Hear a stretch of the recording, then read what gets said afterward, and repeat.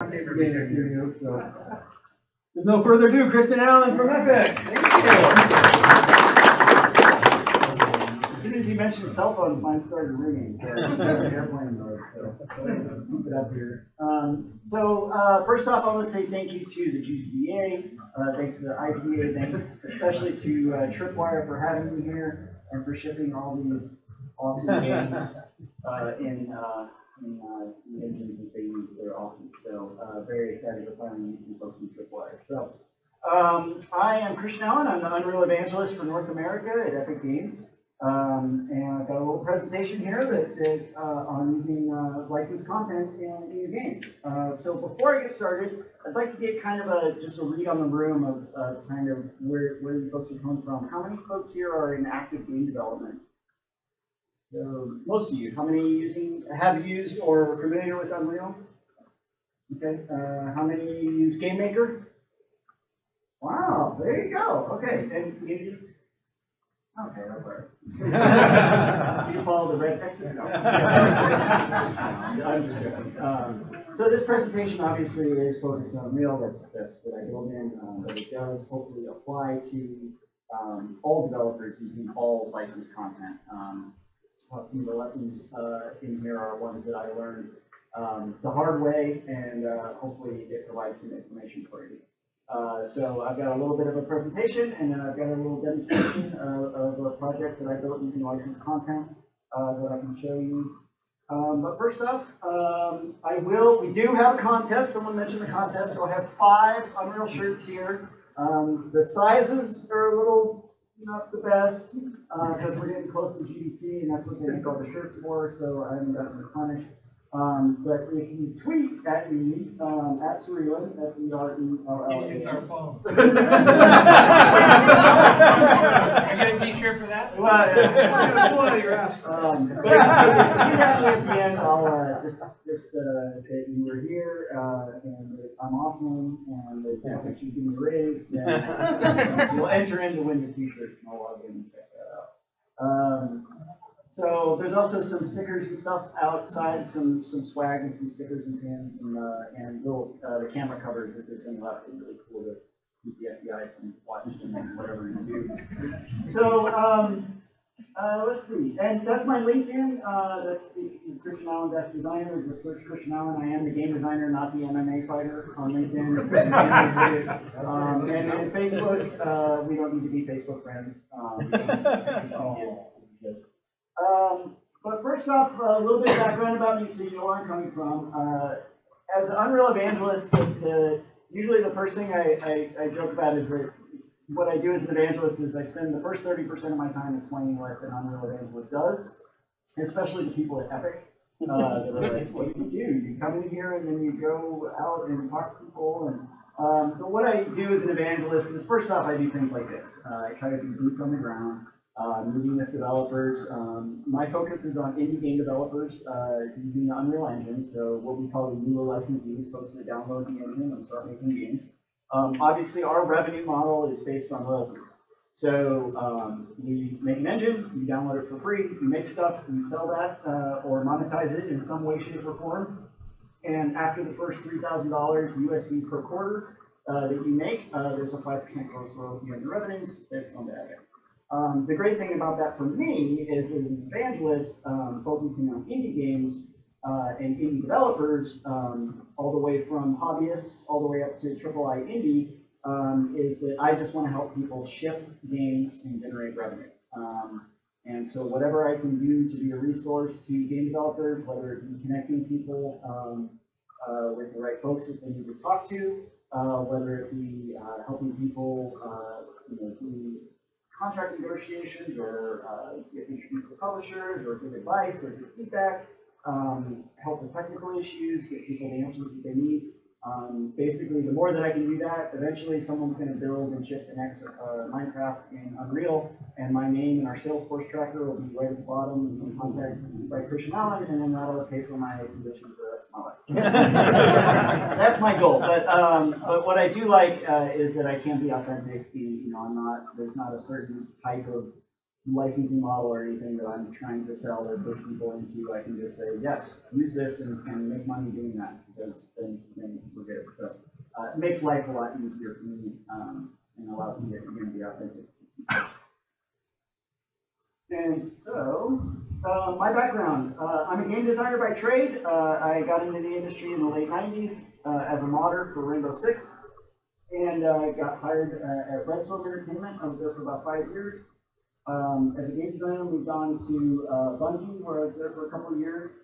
And then I went to Warner Brothers Games in Seattle, which at the time was Monolith, Snowblind, and Serellan, which now is unfortunately just Monolith. I don't think the moniker in Seattle exists anymore.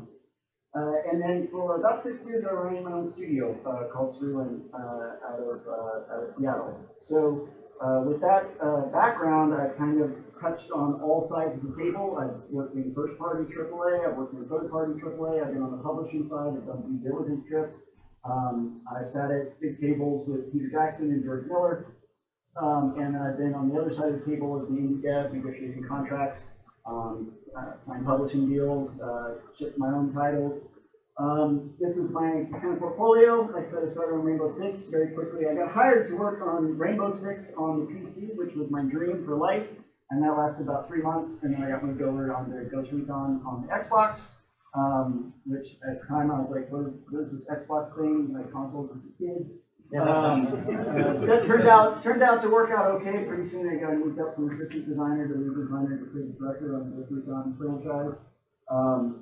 Worked up to Ghost Recon Advanced Warfighter 2. I added, and some work on Future Soldier. I'm one of the 3 team members out of Redstone that were killed at the very beginning of Future Soldier. We, Jeff McGann, and Mike Haynes, we all left during the development of that game, and so Redstone paid us back by killing us at the very beginning of the game. Also, down in the corner is Ghost Recon Predator, that was made by Ubisoft on the PSP. I wasn't actually there when it was made, but they actually took the story that I wrote for Ghost Recon, it was going to be Ghost Recon 4, and they used it for PSP, so I figured I'm allowed to put that on the resume. And then I was at Bungie for the best Halo, that. And then at Warner Brothers, I worked on Mad Max, again, what I started on, and worked publishing side before Avalanche took it over. And then I did some of the early concepting and development on what eventually became Middle-earth Shadows of Mordor. As an independent studio, I shipped Takedown Red Saber on the Xbox 360 and the PC. Epsilon was in, and that was in Unreal 3. Epsilon was shipped PC Early Access on Unreal 4. And then I shipped shipped Hotel Blind, which was a virtual simulation of being a blind person in Unreal 4. So the first virtual reality game in Unreal that ran consistently at 120 frames per second. And then I also, I worked as a consultant for Will Smith's company, Overbrook Entertainment, on the After Earth franchise. That was my big break into Hollywood, and as you guys know, After Earth, has anybody seen After Earth with Will Smith and Jaden Smith? Yeah, well, it bombed completely. And so that was my big break into Hollywood. So that's why I'm not working in Hollywood. We got fired after that. Don't hire your son to do but that's my background, and by trade, I am a scripter. I work in proprietary technology in Ghost Recon and Halo, a little bit of various different technology at Warner Brothers. And now working on Unreal 3 and Unreal 4 at my own studio. So by trade, I'm a blueprint scripter and a gameplay scripter. That's what I do. So I have actually shipped real development titles. So I'm not just a person. But what I'm here to talk to you tonight is about licensed content and utilizing licensed content in your game. So I'm just going to kind of jump right into it. I do tend to go kind of quickly.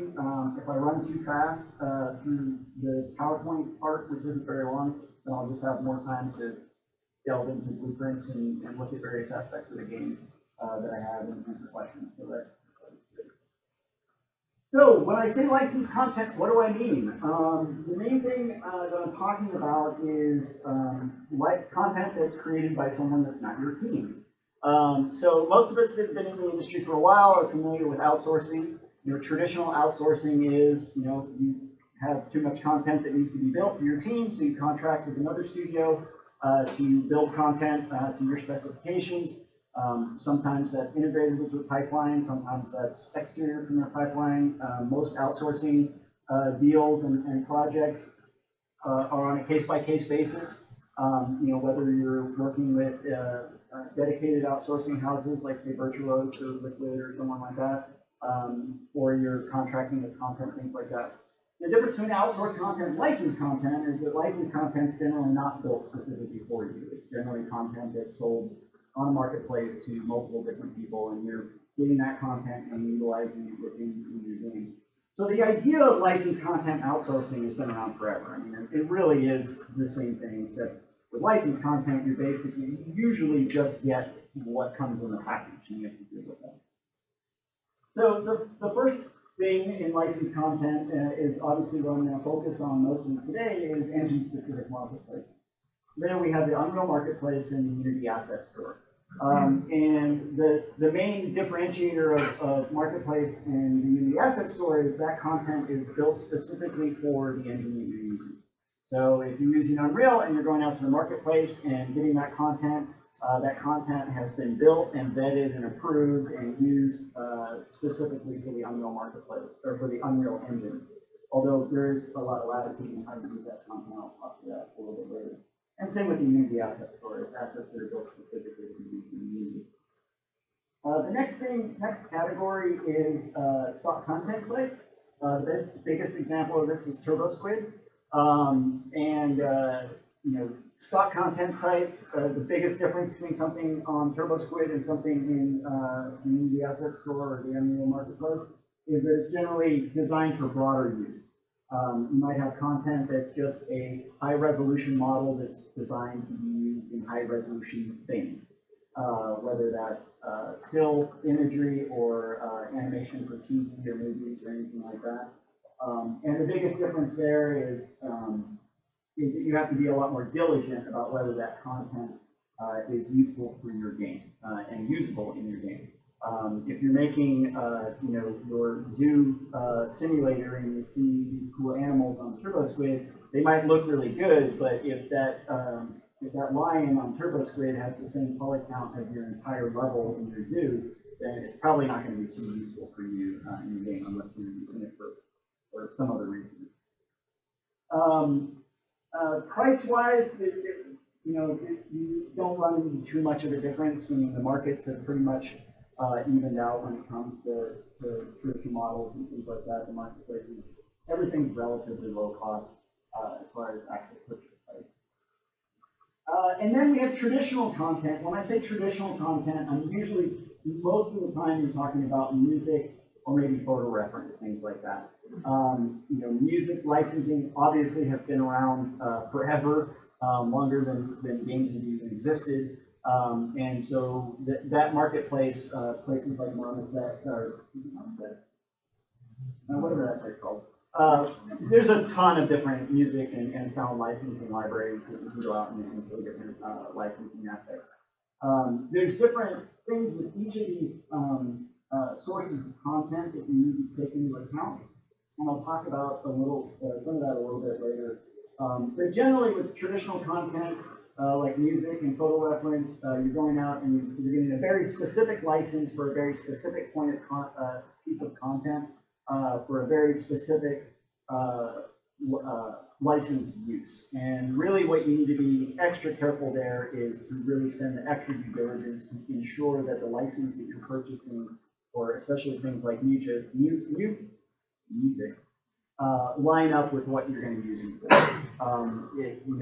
Especially if you go to some of those sites and you'll see a tiered licensing amount, starting at like $50 and going all the way up to $500 for something.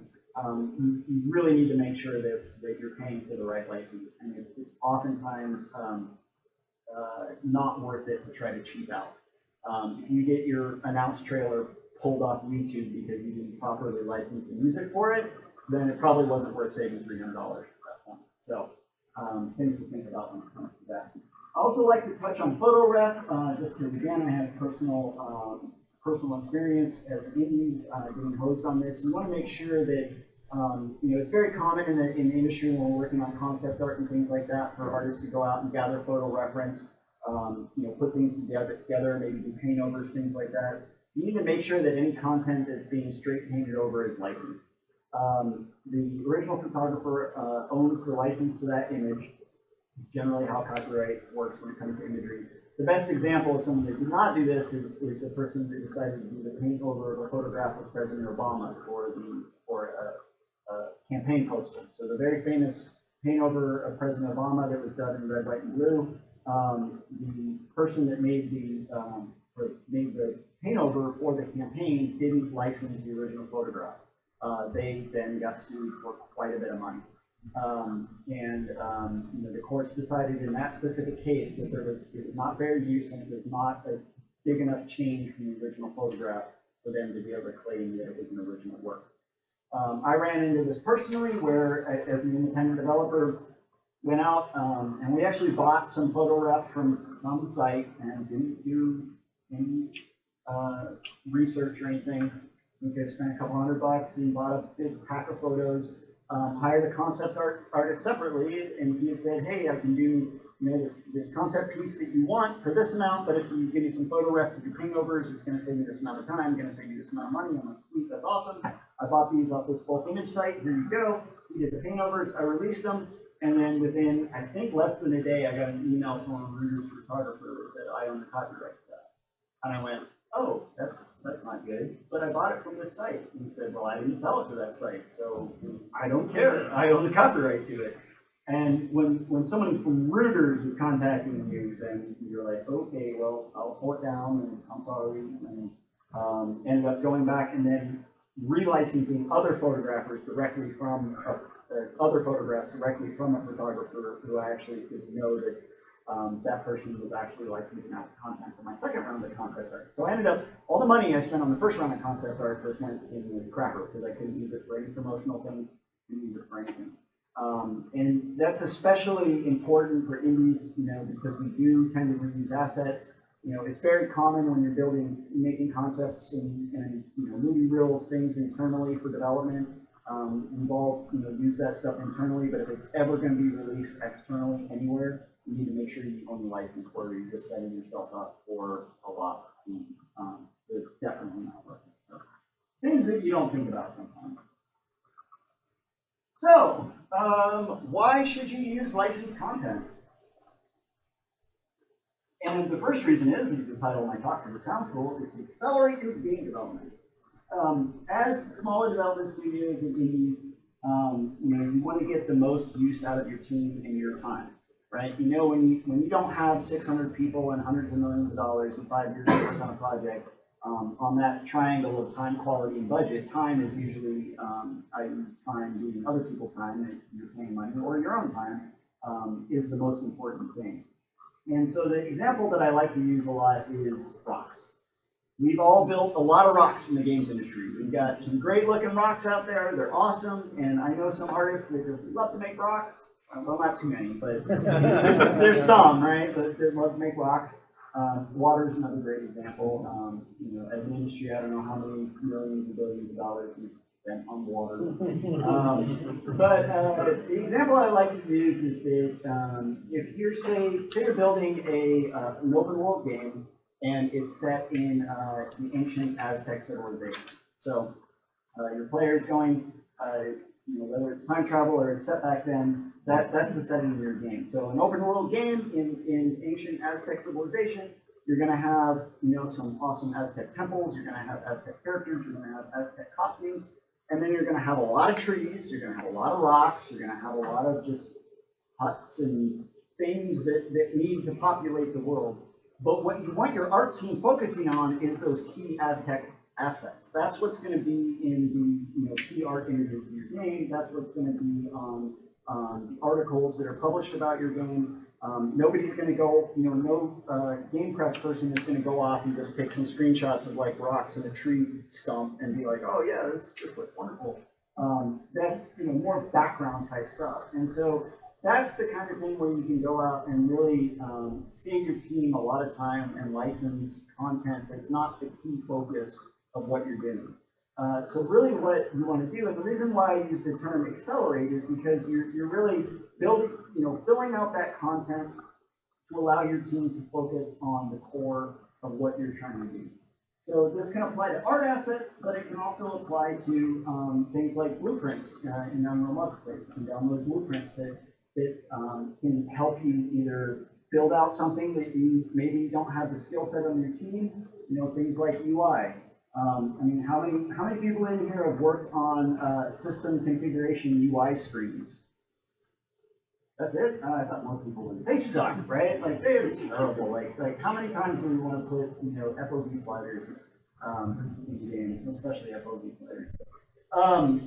They take a lot of time. So you can go out and you can get packages that contain that information. And then again, you can customize it for what your game needs. Epsilon was a tactical squad-based game, and one of the key aspects was squad interaction. If anybody's played a tactical shooter, one of the key things is a squad interacting with the door. So we had a menu system where, you know, you pointed at the floor, you could order your team to go there. If you pointed at a bad guy, you could say go kill him. If you pointed at the door, then you need to have a bunch of options pop up. So you could order the team to stack up on the door, or you could order the team to blow the door or rush through the door. And originally I just had kind of a pop-up that worked with the mouse, and it didn't really work very well on the PC. It wasn't intuitive. And I wanted to have a circular menu. But based on the state of the door, you could have multiple different options available. If the door was locked, then you would have an option to unlock it. If it was, yeah, there are various different things you had to do. And what I eventually ended up doing is I went out to the marketplace and I bought a blueprint package for a radial inventory system that would collapse and expand based on the number of items that you picked up. So it started with had kind of 4 options, and then as you picked up more things, it would get more and more options on the circular menu. And then I took all that blueprint logic for building and added to a circular menu and just applied that to the order system for the squad. So as you pointed to the door, if there was 3 different options, it would display 3. If there was 5, it would display 5, and it would use all that logic that was actually built for an inventory system using for a squad order system. So that's an example of being able to go out and kind of see, like, you know, is it really worth my time to build this custom radial system to, you know, be able to add these different things to a radial menu, or can I go out and purchase this for less than $100 and save myself some time? Now, of course, there are some caveats with that, and I'll talk about some of those caveats a little bit later. But I kind of already went into the second point of you really want to focus on your game's needs. That's what your team needs to focus on. That's what your players want to see. They want to see and experience and play what's unique about your game. So being able to use marketplace and licensed content to support that, and then fleshing out the rest of the content, you need to be able to build what's unique about your game. So prototyping with shippable content. I am of the certain people in development disagree with me on this, but I am of the mind that prototyping with the closest to shippable content is a huge win. And the best example of this is if you're making, say, a third-person shooter or third-person any kind of game. So your main thing on screen is your player character right there in front of you. If you start, which you certainly can do, you can start with the Unreal Mannequin or whatever comes default with Unity. You start developing that.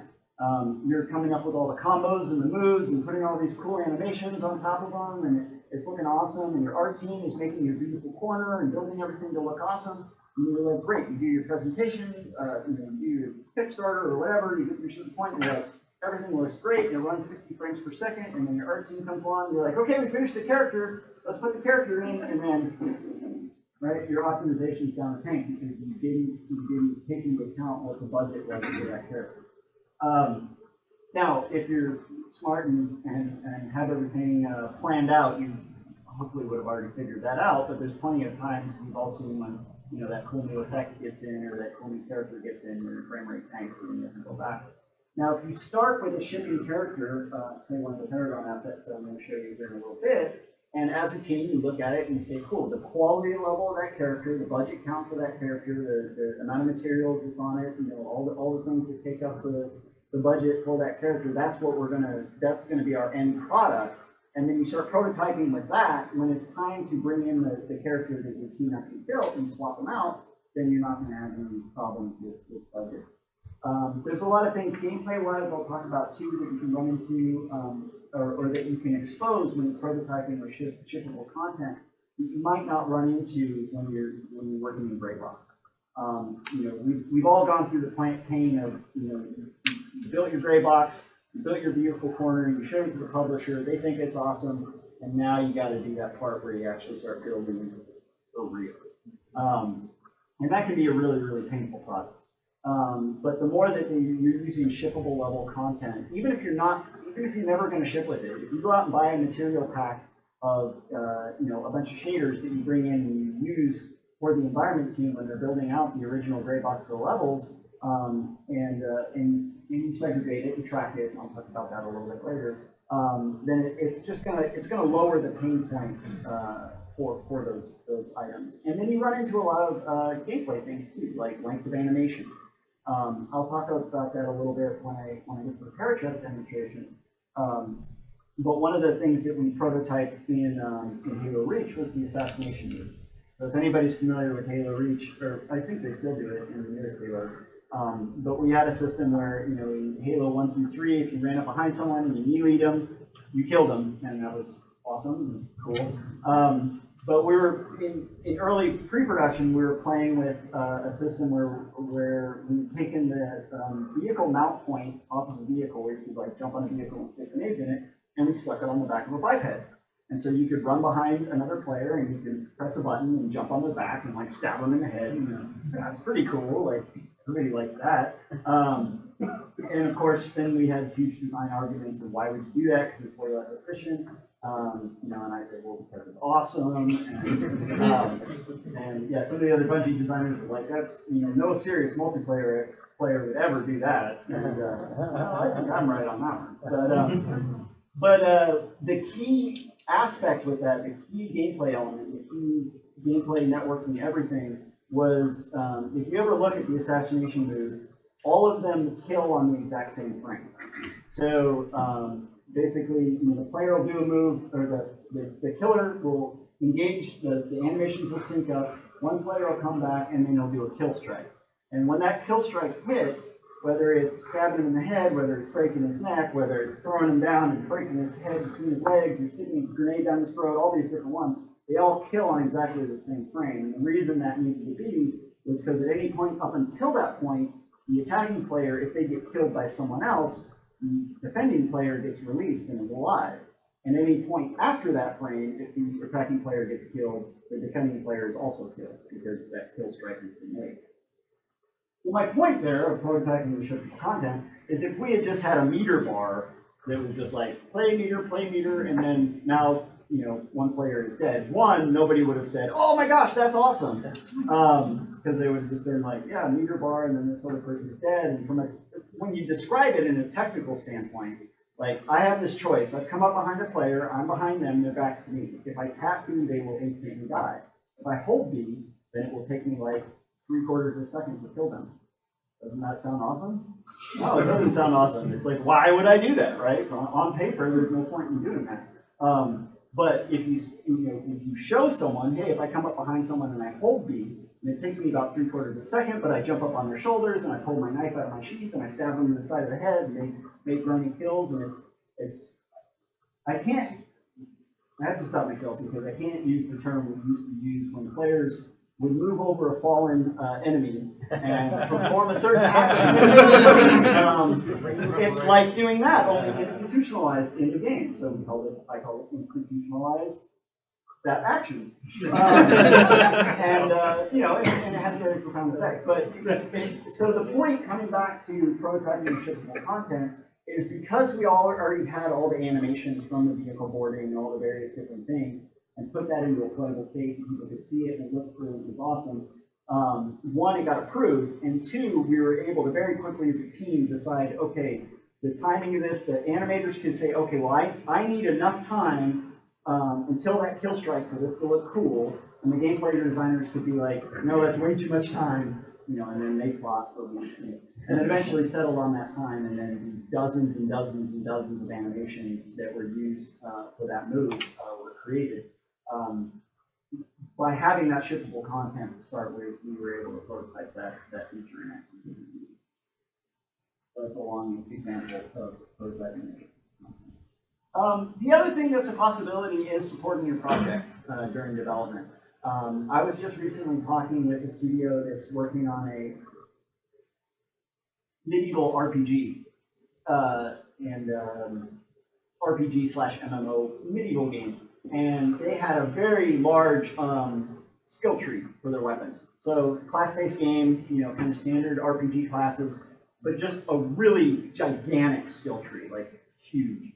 And their skill tree was weapon-based. So, in battle axes, they had 30 or 40 battle axes, like starting with plane, moving up to plane +1, plane +2. They just had all these battle axes, and all these short swords, and all these things, and they just built a ton of this content.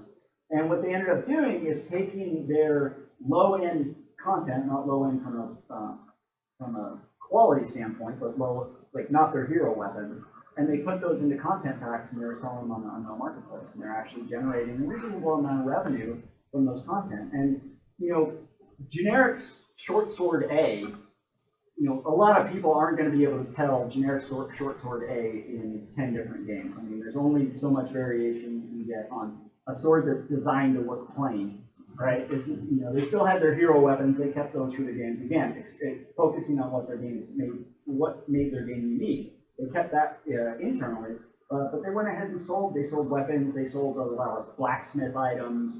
They had like hut packs and things like that, things that they used to flesh out their game. They sold them on the marketplace and generated revenue. So that can be something that you can look at. You can even do that post-launch if you want to. If you want to go back and sell those assets, that's something you can look at. And these marketplaces are getting bigger and bigger. They're getting more accepted by developers. There's better vetting processes that are going into place. So the marketplaces, some of the other marketplaces used to be a little more Wild West, in which you didn't really know what you were going to get. We've been pretty careful. We can curate all of the content in the Unreal Marketplace that's vetted by a marketplace team. We do legal reviews of it. We just did, last year we did a huge audit by legal on copyrighted material where we went through every single piece of content on the marketplace and made sure that it all worked with copyright and trademark. We had a few guns that were on the marketplace which were a little blurry. If anybody's ever worked in tactical shooters with guns, you know that some weapons are a little dicier than others as far as whether you own the company's own visual trademarks, the difference between an AK-47 and a Glock and all that fun stuff. We went through and had to have some marketplace content creators change some of the weapons to make sure that they were clear on the trademark side of things. So, yeah. So, sorry to come on this slide. Get excited about this stuff. So a great example of everything that I've talked about is Maelstrom. Maelstrom was made by Gunpowder Games, and you can just Google Gunpowder Games and Maelstrom. You should find this article from last April. I'm sure there's a newer example, but I think this is a really good one. Because they actually wrote this article for our blog about how they used a ton of marketplace assets. Maelstrom came out, it got good reviews. It's a ship combat game with sea monsters and kind of a fantasy-esque environment. And you wouldn't look at that screenshot and just assume like, oh, that looks like some kit-bash game. And in the article, they really touch on they ended up using a lot of marketplace assets for their ships.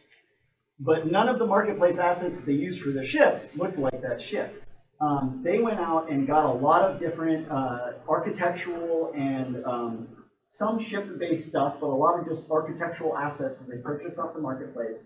And then they used those assets to build kind of their new, ship that's a castle with 24 cannons on the side.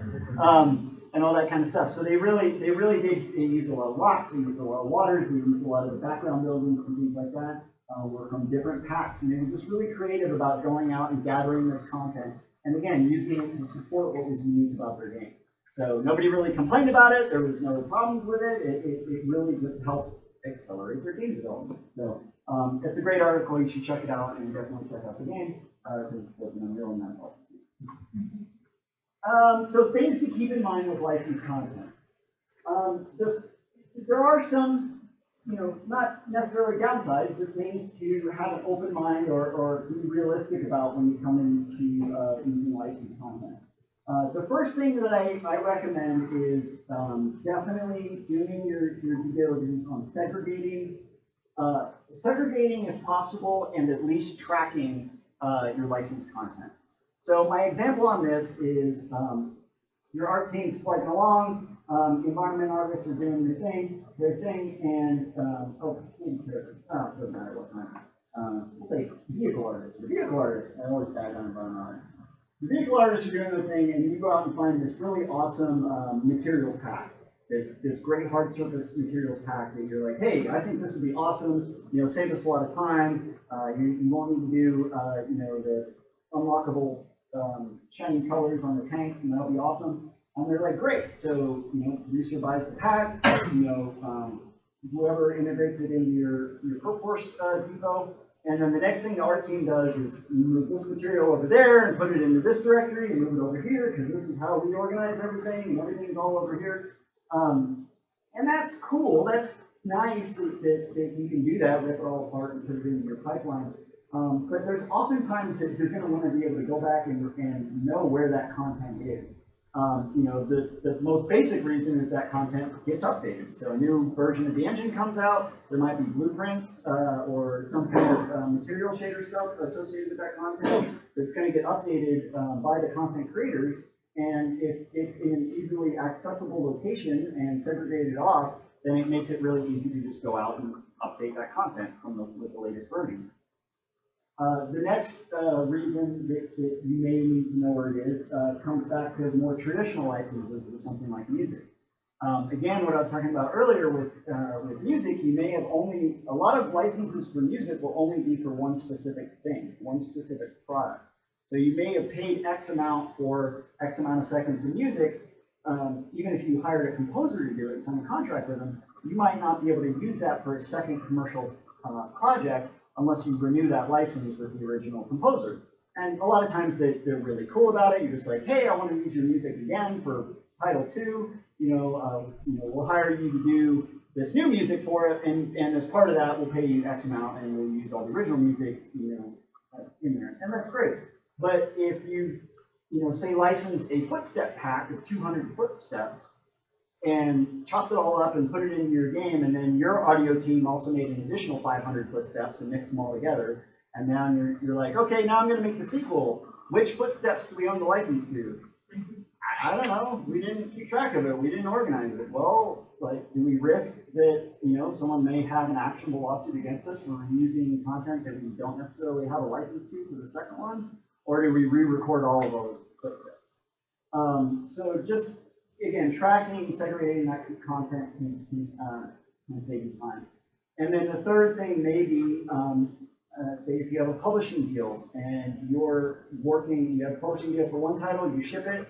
A lot of publishing deals, the publisher will own all of the shipped content from that title. They might not own the rights to the source content, depending on your contract, but they generally will own the shipped content.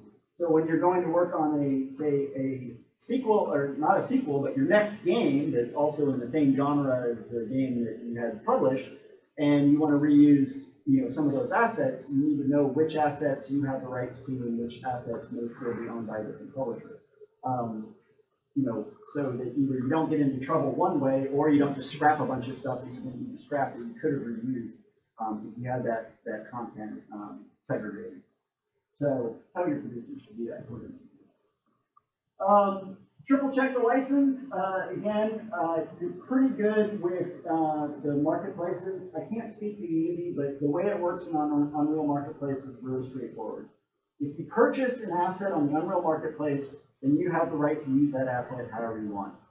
So if you want to purchase a character model off of the Unreal Marketplace and you want to export that into FBX and do whatever magic you need to do, bring it back into your Unity game and sell it, that's awesome. You can do that.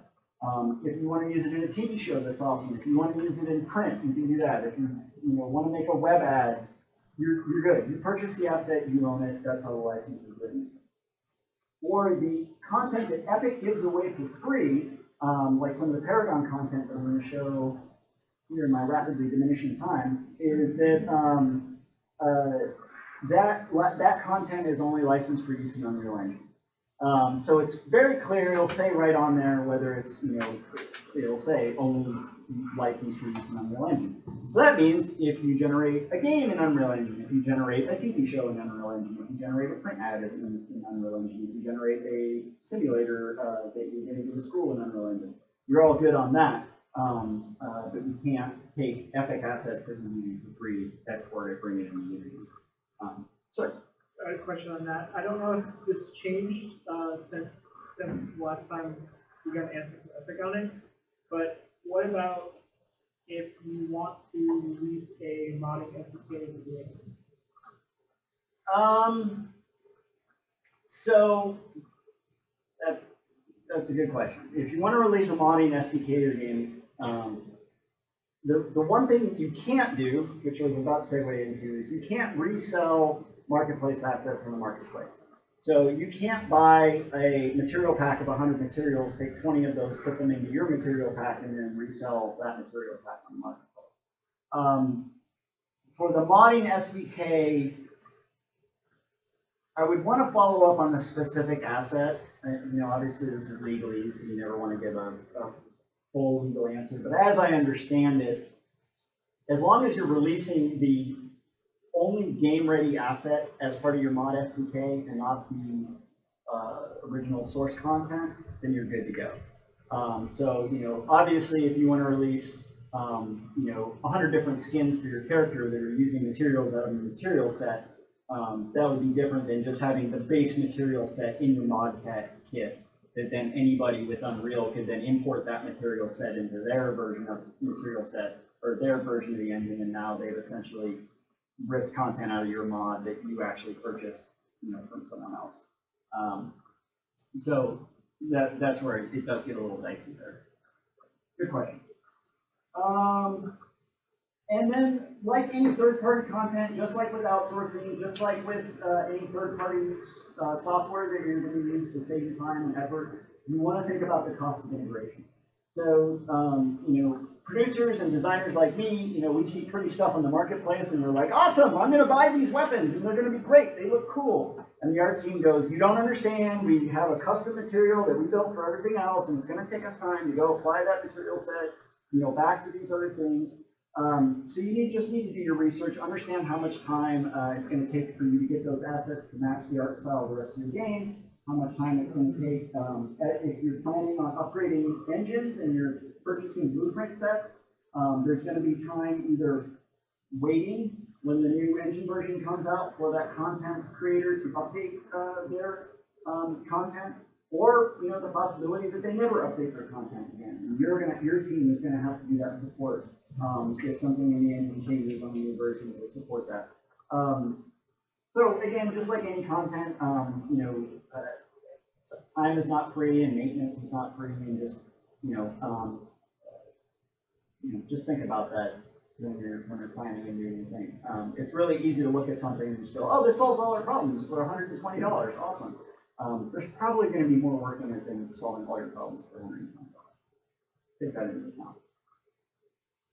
So I'm not going to go into this too much. This is mainly for student groups or for the less technical folks. But asset flip. Does everybody know what an asset flip is? Asset flip game.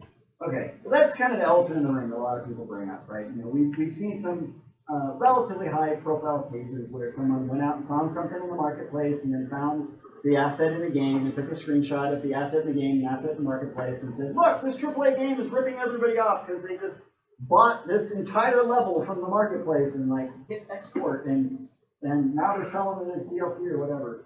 And my example that I use of a true asset flip game or a true really clone is when someone announces a game and some team somewhere I don't want to name a country, but some team somewhere goes out and they get a bunch of assets that kind of look like that game, and they make a title and a logo, and they put it on the Google Play Store and pay a bunch of ad revenue spend so that when someone searches for one game, they're actually getting their rip-off clone, right? Or they may get a demo from something like GameMaker, download Bouncy Ball, make the ball bigger, rename it Bouncy Red Ball, put it on the marketplace, and now suddenly they're making $100,000. You know, that's true asset flipping. The example of asset flipping where it's not a negative is Mr. Fusion. So if anybody's seen Back in the Future, and Doc rolls up in his DeLorean, he pops up in the hood, and he's like, you know, we're going where there's no roads. And he's like, I gotta put stuff in Mr. Fusion. He gets an aluminum can and some banana peels, and he jams into Mr. Fusion. Well, Mr. Fusion originally was from the movie set of Alien. So Mr. Fusion was in the kitchen of Alien. It was on the wall, and Mr. Fusion was actually a blender from the 1970s. And I think it was made by Black & Decker. It was Black & Decker blender. It was white with this kind of funny front, and it obviously lit side flags, so it ended up in Alien, and then it sat in a closet at some point, and then they needed to make that one little scene at the end with the engine and the DeLorean. So they took the thing out of Alien and stuck Mr. Fusion on it, stuck it on top of the engine, and boom, there's Mr. Fusion. Now, you know, this is a good example because it's very prominent in the scene. Like most people, when I say, hey, Mr. Fusion on the DeLorean, like they know what it is. But it's very rare that people know that it's a blender that from the 70s that was used in the Alien pop. Another example is the space station between Star Trek, the motion picture movie, and Star Trek 2. The big space station that is now the iconic space station in Star Trek that they always fly into. Well, in Star Trek 1, the movie, they had another space station that was the exact same except it was inverted. And so they did the space station that they go to in Star Trek 1, they just flipped it over, and that's the space station that they go that Khan was, or I don't know. Anyway, they inverted it. So you can reuse assets, you can use licensed content, you can use these things in such a way that doesn't take away from the movie. Nobody watched Back to the Future and then, oh my God, that's the blender from Alien. It's ruined. I'm out. I want my money back. And so one, that's how it's used, but also, you know, prop masters in movies are relatively straightforward about this. Sometimes it can take away. I mean, anybody who's a huge Starship Troopers fan, when they watch Firefly and the guy showed up with the Starship Troopers helmets with purple stripes on them, they're like, oh, this like totally ruined that scene. And then he got past it because it was Firefly. And, so what I recommend on these things is you know, if you're really indie and you have that level of communication with your students or with your community, you can be you know, transparent about it. You know, hey, yeah, we purchased this inventory pack. You know, do you want me to spend time on the running jumping puzzles, or do you want me to spend time building the inventory system? Like, what's, you know, I want to spend more time on gameplay, not building menus. Like, I'm a gameplay designer, that's what I do. But the menus have to be built. So yeah, I went and purchased this inventory pack. I don't think people respond negatively to that. I think what people respond negatively to is the perception that, you know, people are cheating out or people are ripping them off or whatever. And by being transparent about it, I think we can head off a lot of those things. Again, I didn't see any comments about Maelstrom at all about them using marketplace content until they came out with their article about how much marketplace content they used, and everybody went, "That's awesome!" Like there was no negative backlash against it at all. So, okay, all right. So who wants to see a video game? All right, we got about, well, technically 5 minutes. Can I have an extra few minutes?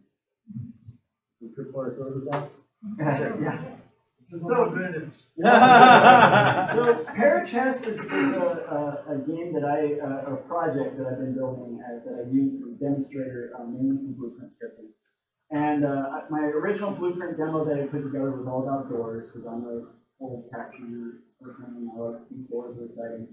And the community team was like, hey, your blueprints are awesome, but this presentation of you just standing in front of a door that goes back and forth for like an hour is really boring. And they need you to make it look more epic. And I was like, okay, well, how am I going to do that? Well, happened to be right about the same time in late spring of last year, we announced this. No. We released a bunch of assets from the game Paragon. So Paragon was a MOBA that had been out for a while, released by Epic, and for very similar reasons we had to shut it down. However, the good that came out of it is that we were able to release about $17 million of assets that we built for Paragon, mainly the character swap of folks, a bunch of environment art, effects, sounds, just a bunch of stuff that we were able to put up for free on the Unreal Marketplace. So, at that time, I was also developing this game, and it's a turn-based strategy game, and I've been working on it for a while. while, kind of cooking around in my mind. And the idea is that you, like I said, it's turn-based. You got 2 teams. Each team has 6 unique pieces. Each piece has a different movement set that they can have. And so some of them can move one space, some of them can jump over characters, some of them can move in straight lines or diagonal lines. And the main goal of this is as you play, player versus player, turn-based. So it works well over the network, that's a good thing, is that there's one single place that each team has, and it's called the king. And if you capture the other player's king, then you win the game. That's how that. So I've come up with this idea. I've prototyped this all in blueprints. I've got it working. Yeah. Oh, it's called chess. So it's got a unique name, easy to remember. And I believe that this game is just going to change turn-based strategy games. This is going to be around for hundreds and hundreds of years. Playing this. It's going to be awesome. So I built this game, and it's got all the rules in it. It's all built. The lighting looks really good. You can tell which pieces are which just based on the design. And I think it's really good. So now I've gotten my publishing meeting with Namco Bandai. And, I fly to Namco Bandai's headquarters, and I'm like, I came up with this game, and it's got all these rules, and it's really cool. And there's a bunch of executives sitting around the table, and I'm like, yeah, this piece can do this, and this piece can do this. And I show them, and they're like, okay. All right. And I'm like, once we art it, it's going to look great. I promise. That's going to look really, really, really good. And then they say, okay, well, we'll email you. And then they don't.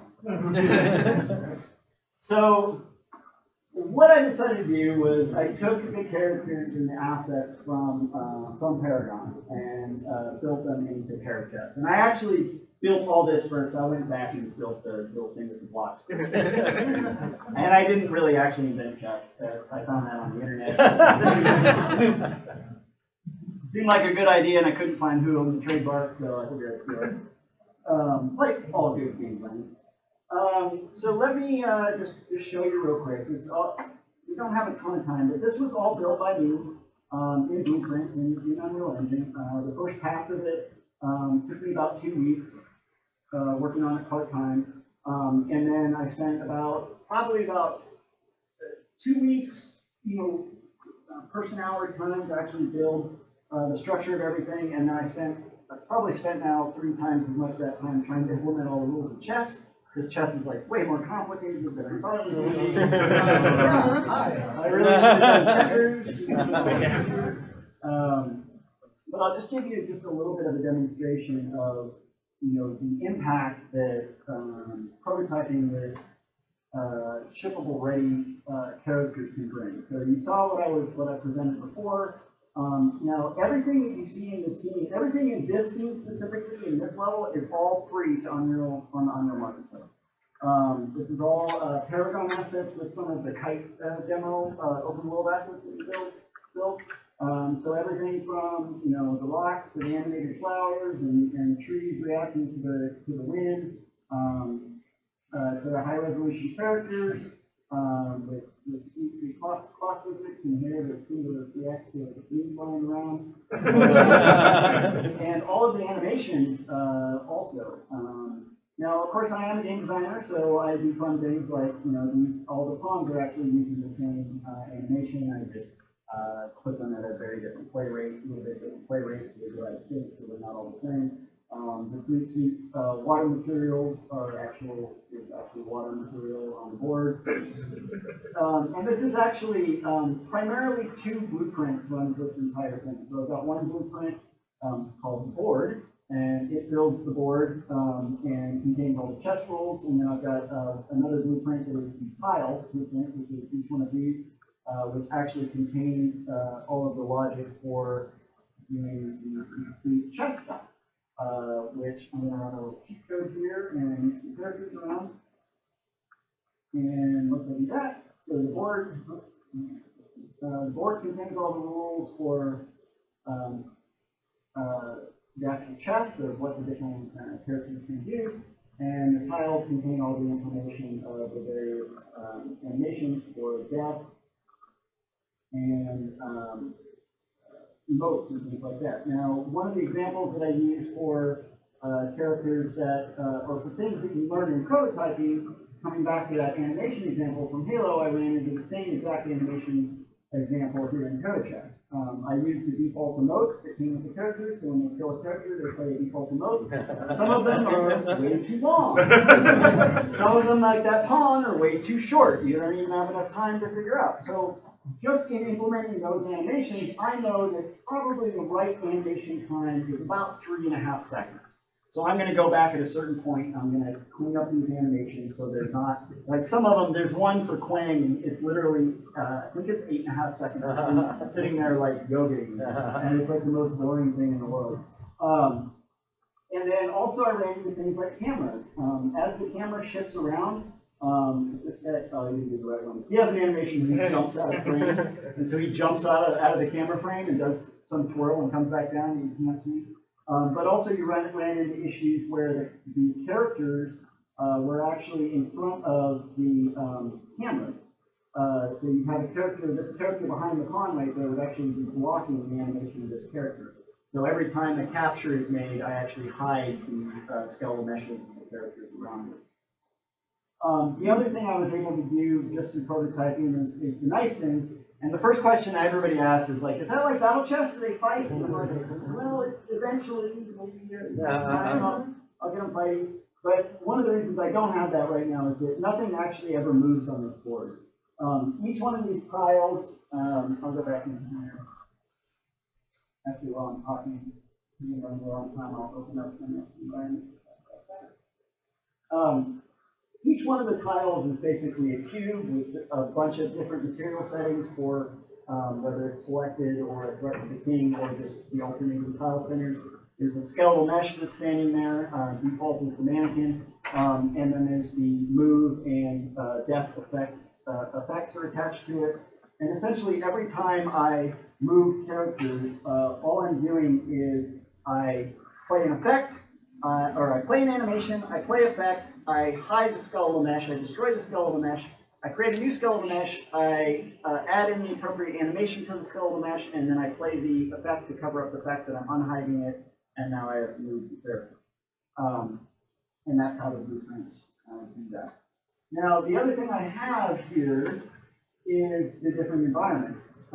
This is an environment that I actually purchased off the marketplace. This is called Arctic Base. If I actually fly over here, I highly suspect this was inspired by the movie Thing. At least that's what I thought when I saw it.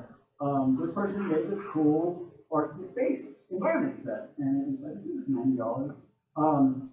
But I was excited about these mountains and the water and this stuff over here. And because I built this in blueprints, it's completely standalone. In fact, here I'll hit play before I start messing with it too much. Here you can see a different character set.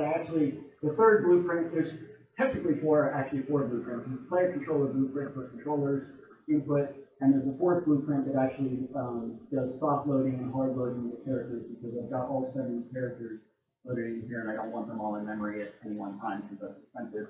I'm going to put it on different platforms. So it actually loads and unloads the character sets based on what's going on.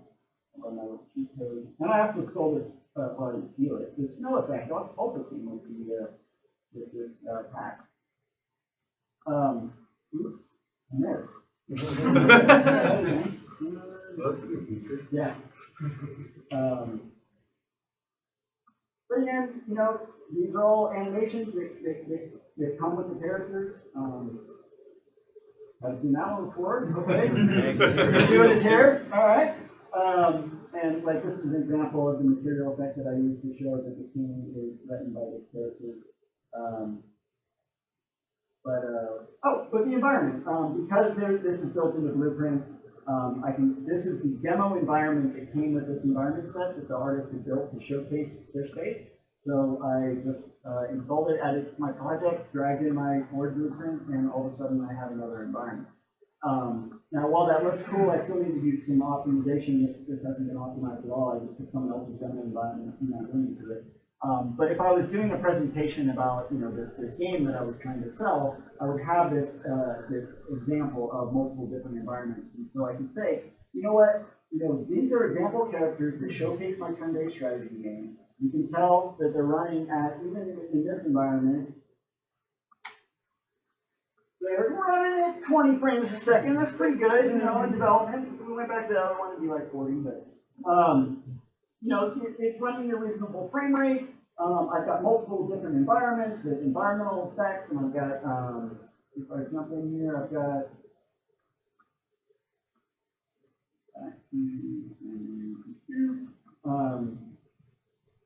whoa. You know, I've got reflections, I've got all sorts of cool stuff that looks really, really good. I've got different characters. I've got all these things, the building blocks of what can make a game fully, you know, AA or AAA. And my turn-based strategy game should be funded. Once we swap all these assets out, we're all going to make it. So that's the presentation of Parachess. Obviously, I could jump into the blueprints and do everything, but I've run a little over time, so I won't do that. There's some other presentations that I think we could share from some of the previous IGBA ones where I've actually really delved into the blueprints if you're interested in that.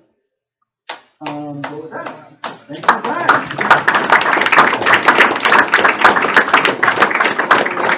I don't know if we had time for Q&A. Let's do Q&A. All right, let's do some Q&A. So, sir, the person you clap for. All right, thank you. I did have a question. It's a problematic situation that people run into oftentimes when they're working with asset stores.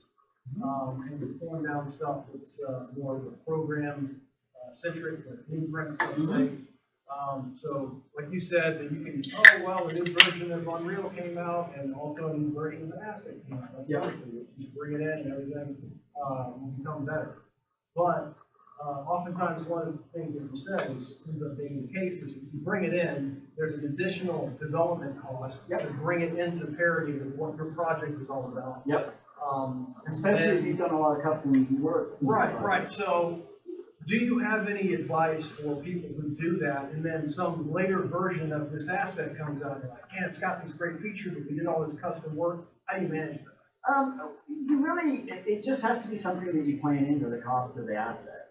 You know, anytime in development, you know, you're going to get to a certain point where, you know, the engine works the same way, right? If it's April and you're shipping in October, and a new new version of the engine is coming out in 3 weeks, then you probably shouldn't concentrate, right? You should probably even though that new feature, that new EQS for the AI is going to make everything so much better, like let's put the team on hold while we all upgrade to the newest version of the game. You know, it's a call, right? And it can be extremely difficult for the team. I've been there where you're like, oh man, they implemented this thing that we were going to implement anyway, and it would save us so much time if we could get that, but we did all this custom work. You know, especially if you're doing custom, you know, C++ and you integrated these things in your, you know, the thing that I recommend at that point is just set yourself a little bit of an exploration time. You know, have, you know, the team that's available to look at the upgrades, pull it down and go, you know, let's do a hard, real, sit in a room, over-the-shoulder review of whether we should bring this in, or whether we should just continue on our custom path that we've already gone and maintain it ourselves. Like with that rotational wheel, I think, I don't remember the engine version that I got it in, but after 1 or 2 engine versions, I stopped paying attention to what they did, because I'd done so much customization on my own that I was like, I'm just not even going to look at their updates anymore, because it's just beyond, you know, if they come out with some cool new effect shader, then for me to implement whatever they put in is going to be just as much work as if I had just done it myself. And that's where it just comes in and kind of, you know, having the experience to be able to look at that and resisting that shiny object, right? It's hard, you know, especially if, you know, you have teammates that are like, oh, if we could have, you know, just got this thing, it would make it so much better. But you just kind of have to look at it critically. So, it's not the same answer on every single thing. With these license content providers, don't they have any liability if you buy something from them and it turns out that they don't have that license? Sure, yeah, like the company that sold me that, if they've been based in the United States and never responded to email and the LLC that existed and weren't just a pirate site that were ripping off a bunch of stuff and reselling it, then I probably could have sued them. They got a credit card. Yeah. Don't do PayPal. takedown of David Stevens. Yeah. I think I've put out the take what we want to do in the national Right. Yeah. Yeah. I actually had a trailer for a game called Project Pi pulled down the MCA that I had licensed music. And I think that one I eventually won because it was legit. Who I licensed it from was the actual owner of the copyright. But the person filing the MCA strikes didn't actually own the copyright. Yeah. Yeah, that's probably on my Yeah. Yeah.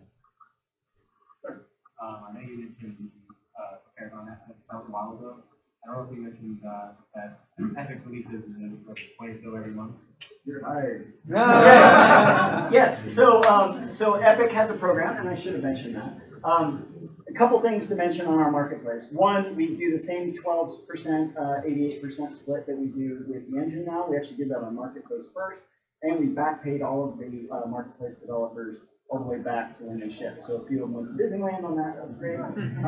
We identified, I think our standard is going to be, at least moving forward in the US this year, 5 content packs that are that we subsidize. So they're given away free to the community. We pay the content creators a check. I can't say how much. We pay them a check. There are the 5 that are available per month. If you get it during that month, it's just like getting a free. It's not like getting a free. It's like if you get it for free, you own it forever. So I highly recommend. I've gotten actually. If you look at my vault, go to my library. Oh yeah, there it is. Sorry, I'm going backwards. A few of these that I bought, but a lot of these is content that I got for free off our marketplace, like this FX suite. And in fact, the music, you guys couldn't hear the music, but I bought a music pack for like $75, like a RPG music pack. And then like the next month, we release one for free. But I'm still using the one I bought because I like it.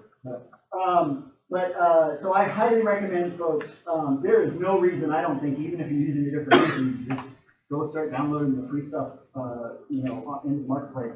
And then we're also adding ones that we add free forever. We've got a few of those, but like, yeah, this Desert Dragon, which looks pretty sweet. Not connected to the internet. You've got a Desert Dragon, there's a bunch of materials. It just can't hurt. You're just going to be building a bigger and bigger library of assets for free. And then hopefully you'll also see assets on there that you want to buy while you're there. That's cool. Thank you. I wanted to speak on a couple other lessons from having used licensed content. Number one that doesn't get talked about enough is forming a personal relationship with the creators. And I've done this. I've sought out art packs, bought repeated art packs of music from folks that really like their work, became friends with them, and some agreements I've done. As a result, they would create art for me. I would have an exclusive for a year until my game shipped before they put it up. As a result, I got it much cheaper than it otherwise would have been. Same with music. I've got exclusive rights to video game use of that music, or giving the composers use of that music any other way they want to do it. And again, gotten it significantly cheaper as a result. So try and form a relationship, give them reviews, etc. is very important on the market. I think about that in the other places. Secondly, it's not just prototype you should use this concept.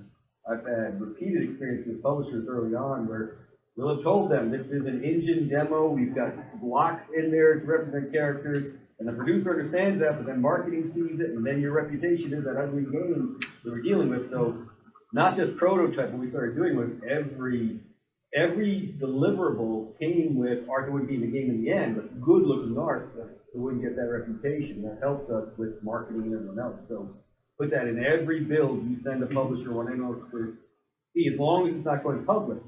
If you don't think your game, your producer knows that art's not going to be in the game, then when it looks at it, has a more positive view of your title. Yeah, when I was at Warner Brothers, I wasn't working on it, but there was a demo of the Batman game, and part of the demo was the Batmobile doing like this driving sequence, and it goes through Gotham, and it's all awesome, it's dark and it's rainy, and the Batmobile goes through and it explodes, and then it all turns gray, and then now Batmobile going through this gray world, and all the rest of the conversation is like, why did the world turn all gray and all the lighting went off? And it's like, well, that was the beautiful corner right in the beginning, and then all the rest is gray box. And that was the conversation. Instead of like, should we make this game? It was just like, why did it turn gray? And as you forget, sometimes the executives and publishers and marketing and sales and all these different folks might not necessarily understand what gray box is.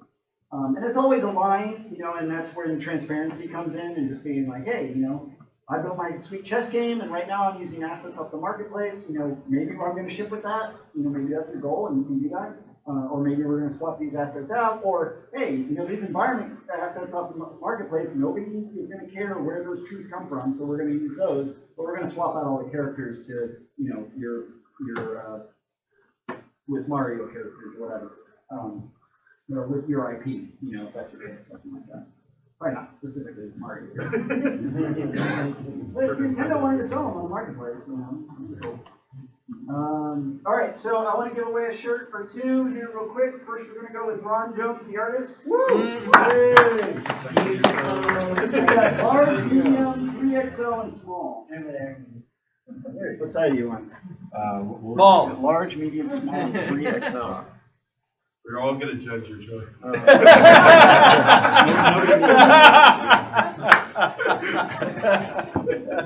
think you should want one size larger. Next, we'll go with Jimmy James.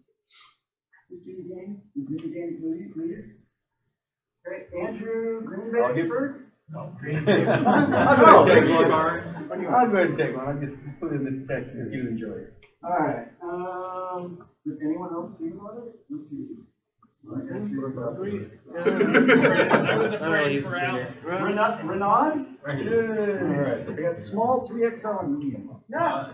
I guess we gotta go 3XL. All right. There you go. Wash it really hot water. All right. Then we'll just do the last. Well, give me the small. I'll give him this one. I'll give the small to my wife. Okay. There we go. All right. 3XL is going. Oh, you raised your hand. There you go. No offense. And I guess we're going that way. There we go. All right. So any last questions before we wrap up? All right. Well, thanks again to Tripwire. Thanks to IGA. One more time for Kristen.